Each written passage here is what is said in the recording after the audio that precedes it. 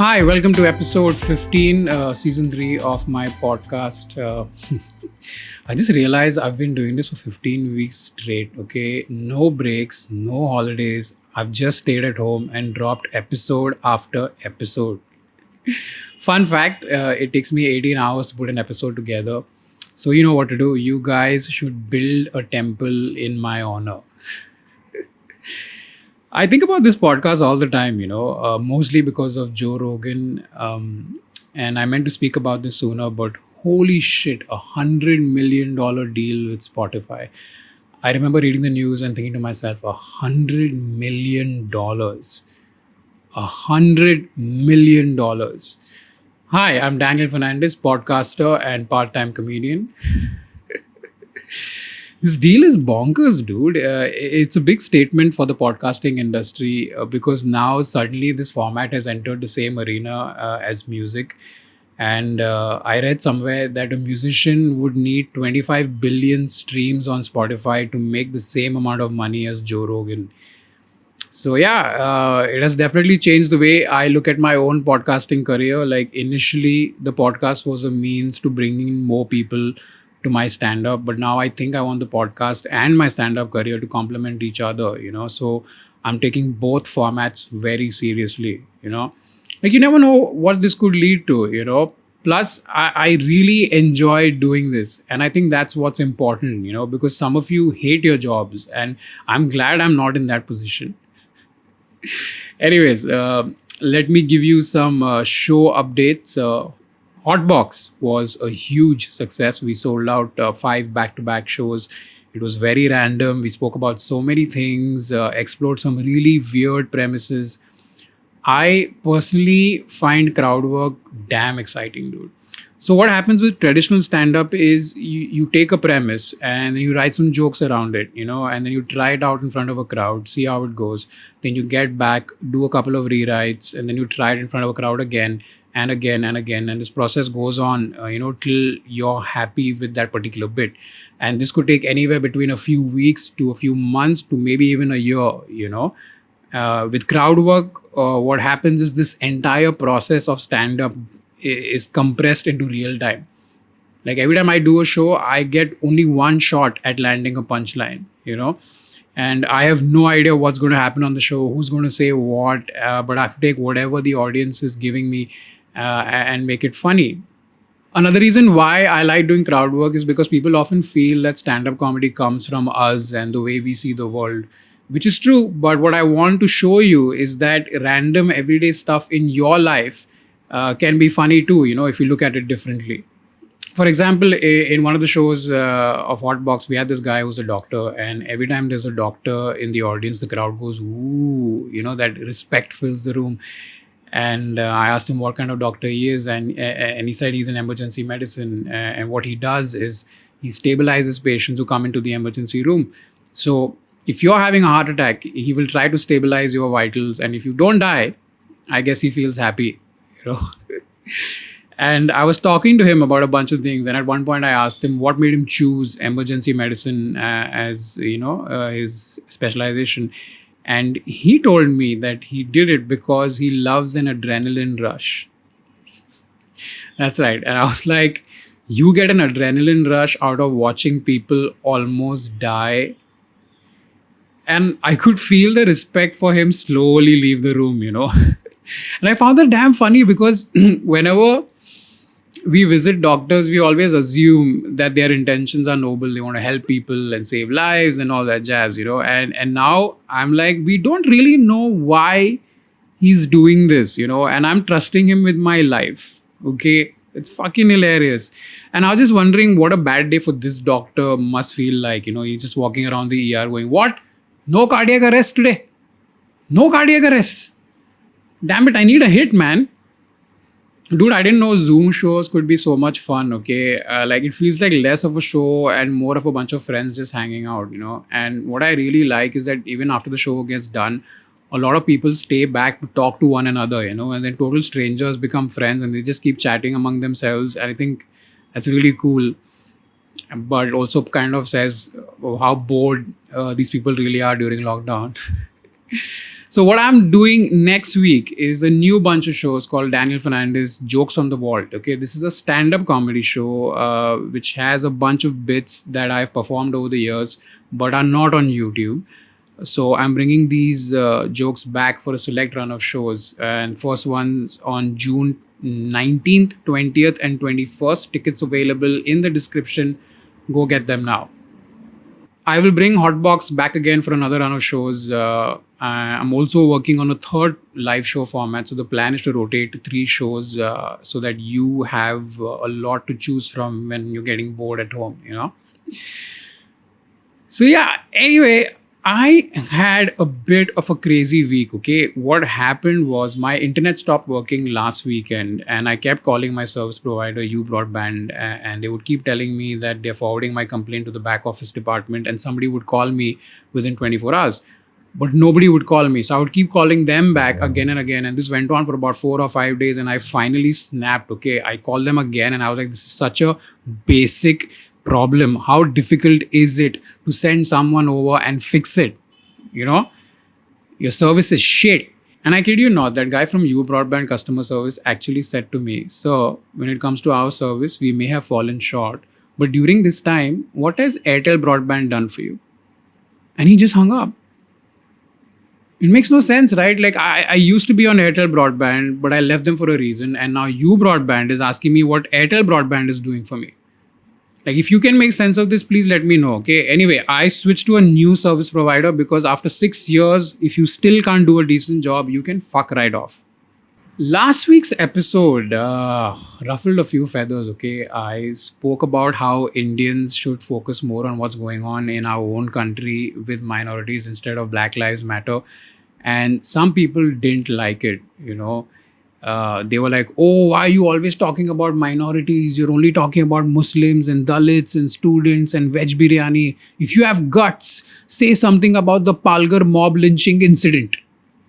And it's so weird because I got a lot of comments and messages about this particular incident, and the tone was very accusatory, like as if I had something to do with it. Like, I had nothing to do with it, guys. When this incident happened, I was at home during lockdown, okay? And it felt like these people's feelings were really hurt, maybe because they were feeling left out. So I wanted to address this. So to those of you who are mad at me for not talking about the sadhus who were killed during the Palghar mob lynching incident, let me start by saying that I do not understand why you care so much about what I talk about on my podcast, okay? Because nobody really watches this, okay? On average, I get around 15,000 views an episode. We have a country of 1.3 billion people. The people who watch this are a tiny fraction of all the people who exist in this country, right? Like, here's how insignificant my podcast is. There are more people in India who pay income tax than there are people who watch this podcast. And only 1% of the population in our country pays income tax. The remaining 99% are on Twitter abusing the people who pay income tax. So I don't get it, My podcast will not mobilize millions of citizens, okay? My podcast will not topple a government. Your guys are going to be in power for a very long time. I don't know why you keep getting angry. Just sit down and breathe and let us have our little thing, I didn't mention the sadhus from Palghar because there wasn't enough time to go through the entire list of all the atrocities that are happening in this country, And I guess as a Bhakt, you feel bad because somewhere you consider them to be a part of your team, but Dalits, Muslims, students, etc. are not, But I just assume that when I said we need to raise our voice against police brutality and oppression, everyone knew I implied that this applies to all brutality and oppression, irrespective of religion, But when certain groups of people tend to be systematically targeted way more than others, they will get more attention. Like this us versus them seed that you allow to germinate in your mind is exactly why you think you're the only victim. The system has manipulated you, Now, here's what happened in Palghar, okay? There was a rumor going around on WhatsApp that there were thieves raiding a village during the lockdown. And these sadhus and their driver happened to be passing through the same village. and the villagers mistook them for the thieves they heard about and killed them. Arnab Goswami then valiantly tried to paint a communal angle to this incident, but then the police released a statement saying that they had rounded up about 115 villagers and none of them were Muslim. So he stopped talking about it and then threw ink on himself. So to sum this up in a language that you understand, the two sadhus and their driver were killed by Hindus who mistook them for thieves. Okay, they were not killed because they were sadhus. So this isn't the same thing as people being killed just because they are Muslims or Dalits. Nobody's targeting sadhus just because they are sadhus. There's no PUBG sadhu edition. Okay, sadhus in India enjoy reverence and respect across the country. But people are targeting Muslims simply because they are Muslims, or Dalits simply because they are Dalits. And there's a difference, and you should know that because you're the one who hates them. And there's a lot of talk on social media when it comes to political discourse where right-wing douche biscuits will say stuff like, oh, you're pseudo-liberal because you will only talk about issues that the minorities are facing. You never talk about the atrocities that Hindus face. If you talk about one injustice, then you must talk about all injustices.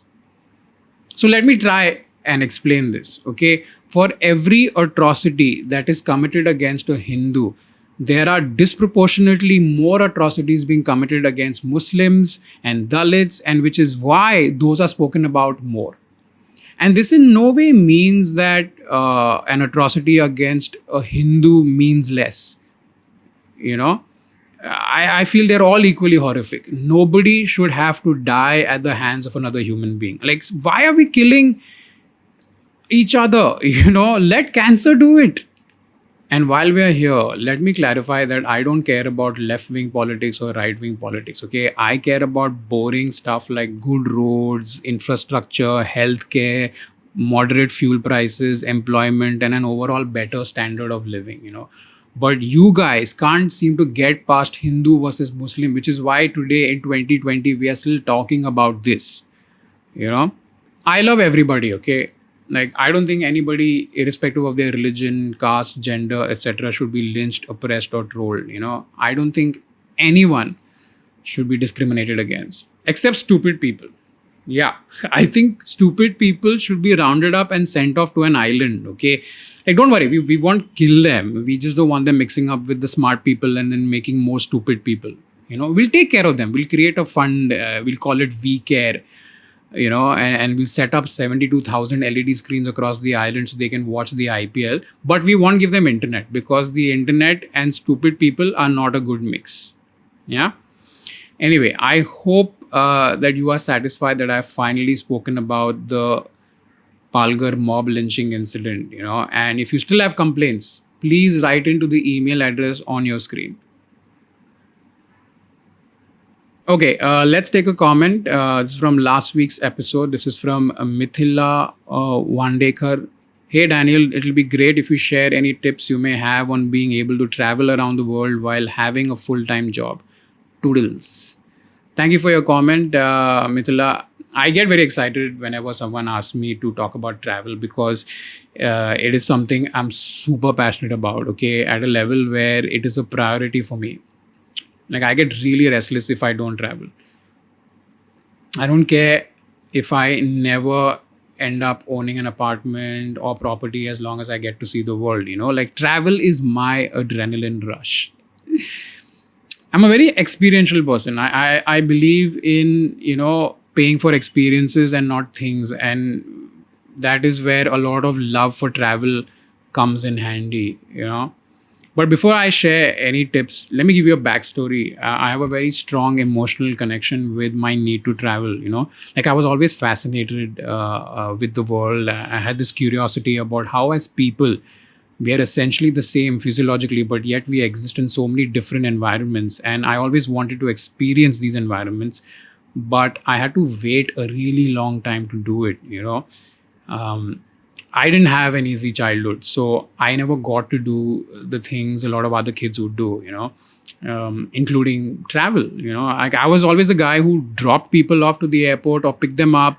But for years, I never knew what the inside of an airport looked like. You know, like, I was always like, what is this magical place where people just walk in and then poof, 8 hours later they're in another country, And I'm talking about a time where a flight ticket was a book. Yeah, it was an actual booklet filled with pages, And I would keep telling myself, one day, Dan, one day you're going to walk into the airport and you're going to know what it looks like on the inside. And then you're going to travel to all these countries. But that day just never seemed to come, But I'm a dreamer, okay? I just kept visualizing it because I believe in the power of manifestation. So, like, if you want something bad enough, centralize it to your core, and then you will push your mind and your body to make it happen, And I thought it would happen sooner or later. And then suddenly I'm 27 and I still haven't flown out of the country. And if you've watched Shadows, you will know that was my rock bottom year. Like my life had completely fallen apart. Average job, going through a breakup. And I felt like I had hit a brick wall. And I remember this very specific moment where I was standing frozen at Malad Station, one of the platforms in Bombay. And people are walking past me, trains are passing me by, and I'm just not moving, I'm listening to this song called Blind by Placebo, and I'm thinking to myself, is this it? How am I going to make my dreams happen? Because how it is, we all kind of have this fantasy about what we might want to do. And I really built up quite an extensive visual in my mind, about all these things that I'll be doing, but it was not happening. And 27, I'm touching 30 soon, and I was broken, and at that time I just started doing comedy, so I didn't really know what was going to happen, but I didn't let go. I just held on to that dream and manifested it into fucking reality. And here's where I love how poetic life can be. 2 years later, after that incident at Malad Station, at the age of 29, I took my first flight out of the country. But it wasn't just anywhere. It was Tomorrowland. My first international experience was Tomorrowland in Belgium. Okay. I went from, I wonder what happens inside the airport, to, what the fuck is this? Like, it was insane, dude. Like, I think I'll have to do an entire episode on all the music festivals that I've attended around the world. But and on that particular trip, it didn't end there. After we were done with Tomorrowland, we went to Amsterdam. I spent my 29th birthday in Amsterdam, and I remember sitting along one of those canals going like, what is this place? Like, what is life even? It was so beautiful. And I always thought that Amsterdam was a place I would visit once in my life, like for a bachelor trip or something. And little did I know that I would keep coming back to this city again and again. And now whenever I'm in Amsterdam, dude, I give people directions and advice, Like, I'm like, oh, you're not supposed to put those mushrooms in a soup, okay? You're at the wrong store. The vegetable market is over there. That was the trip that started it all. And after that, the floodgates opened, and it's been 6 years now, and I've traveled to 16 countries, and I'm itching to do more, Like, now, even whenever I'm at an airport, just before I board, I look at those LED screens that display all the flights, and I just keep thinking to myself, man, there are so many places to visit, so many experiences to be had. Like, I don't understand how some people can be content with never having explored this beautiful planet. So yeah, it's never too late to begin. If travel is something you've always wanted to do, make it happen. Okay, I almost gave up, but things eventually worked out. So don't put a time frame to your travel goals. Like, I'll only travel in my early 20s because after that I have to settle. No, it doesn't matter when you start. You should be traveling all the time. My sister and I took my mom and dad out for an international holiday. It was my mom's first international trip a few years ago, and she was way past 50 by then, but she was hooked. She was excited, and now we try to do an international holiday once a year. So I can definitely guarantee you that travel will change your life. So let me give you tips as you asked. When it comes to having a full-time job, I don't know if you see this as a hindrance, but it's not. The only difference between having a full-time job and being self-employed when it comes to travel is that you have to plan a little better. To plan in advance. So that's my first tip. Just plan in advance. So I always travel with a very close group of friends, and I think out of this entire group, just a couple of us, including me, are self-employed. The rest of them all have regular day jobs. So we have to plan in advance. So we take anywhere between 6 to 8 months in advance. We decide the dates that we want to travel, and everybody just applies for leave. After that, it's pretty much the same everywhere else. So yeah, that's my first tip. Plan in advance as early as possible. Tip number 2. You don't need money to travel. This is a very common misconception. People always think that, I need money to travel. Traveling is expensive, which is not entirely true. Travel does cost money, but I wouldn't necessarily say it's expensive. Like, I remember this one time I was in Singapore and a friend messaged me and I told him I was there, and he was like, "Oh, you're so lucky, you get to travel, because you have money." And I was like, "No, dude, I don't travel because I have money. I have money because I travel." You need to change your thinking. Okay. Like, it's not that expensive. Like, you can do a nice 10-day trip to Europe comfortably within a lakh and a half, flights included. Like, what you can do is split that across 12 months, and you have to save anywhere between 10K to 12K a month. It's not impossible. Although I must point out, it helps if you have a good job that pays you well enough to do this, which you will if you play your cards right, and move up the ladder. By the time you get to your late 20s to early 30s, you'll make that kind of money. But anyway, so pay attention in college. Work hard, secure yourself with a nice job, and then the world is your oyster.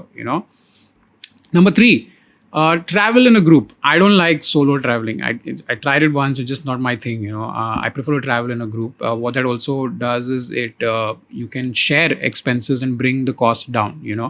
But choose your travel buddies carefully. Okay. Like, I have a very tight inner circle, and we made this mistake once of traveling with someone we shouldn't have, because of which we ended up losing one of the cars we had rented, and then 6 of us had to drive from Budapest to Salzburg in a car meant for 4. That was insane. Okay. Next tip, take advantage of off-peak seasons. So another thing I like doing is, whenever I want to visit a new country, I do some research and find out when are the off-peak seasons, and I travel then. So what happens then is that the flights are really cheap, hotels are cheap, and there's less crowd, and you end up having more fun. Because I'm not really the kind of guy who likes being around too many people unless I'm partying. But most of my holidays, I like it when there's less a crowd. Okay. Number 5, walk. When you're in another country, walk, dude. Like, it is the best way to discover wherever you are. You can take a walking tour, or you can go just by yourself. You tend to miss a lot of sights whenever you get into a cab or a bus or a train. So wherever possible, walk. Number 6, and the last one I will leave you with for now is live like a local. So I've stopped doing touristy shit whenever I travel to another country. Okay, I prefer to live like a local. So I rent out an Airbnb. I'll go to the supermarket and buy stuff from there. I'll cook food once in a while, and it's really nice because you get to experience what living there like a regular person feels like, and it's so different from what you may have in India. Whether it's good different or bad different is up to you. You decide. But I definitely recommend, like, the best way to travel is to travel like a local. So yeah, let me know if these tips are helpful, and may you have many fantastic voyages. I'm going to wrap up the episode now, but not before I give you a couple of recommendations. The first one is Patton Oswalt's new comedy special called I Love Everything. It's on Netflix. It is brilliant, so well written, very intelligent. I may not be for everybody. I really enjoyed it, so I'm recommending it to you. The next thing I wanted to watch, and this dropped today, and I watched this just before I recorded the podcast. It's Dave Chappelle with the new video. It's on the Netflix YouTube channel. It's called 846. 846 is the time that Derek Chauvin spent having his knee on George Floyd's neck, and it is definitely one of the most uncomfortable pieces of comedy you will watch, but it is very important that you watch it and see how you can apply what he's talking about to our situation here as well. So yeah, check that out. Again, don't forget to like this video, comment, leave recommendations and suggestions for future shows. Share this video with your friends and family as well. Subscribe to the YouTube channel, subscribe to my Instagram account. Again, live shows. I'm performing again live next week, this week. June 19th, 20th, and the 21st. Tickets are available in the description below. I hope to see you there. Get your tickets soon. And have a fantastic week, guys. This is Daniel Fernandes signing off. Take care. Goodbye.